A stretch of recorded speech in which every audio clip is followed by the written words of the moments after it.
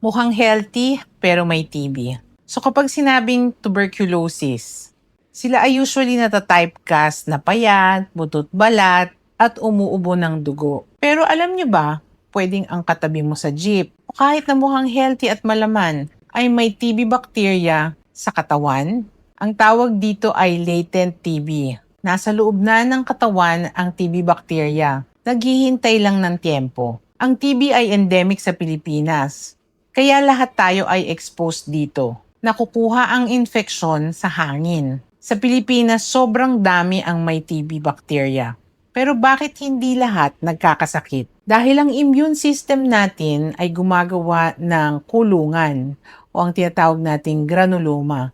Pinapaligiran ng immune cells natin tulad ng macrophages ang TB bacteria. Nakakulong sila pero buhay, hindi makagalaw at hindi nakakahawa, kaya latent TB. Wala kang symptoms, pero once humina na ang resistensya mo dahil sa puyat, sa stress, sa diabetes, o dahil na rin sa pag-edad mo, ang inactive na TB bacteria ay lumalabas sa encapsulation niya. So kapag nakatakas na sila, nagiging active TB na yan.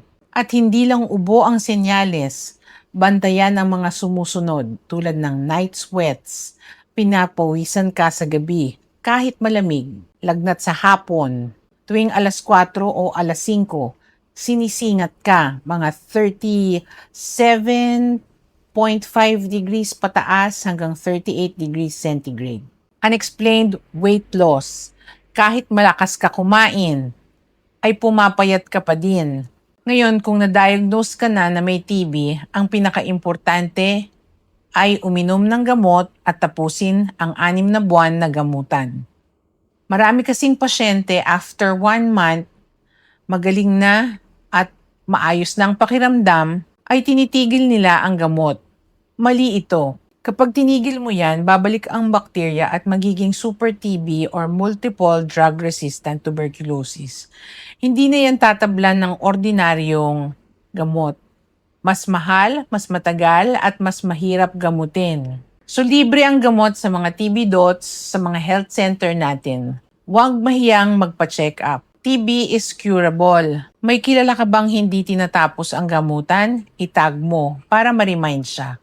So follow for more health tips.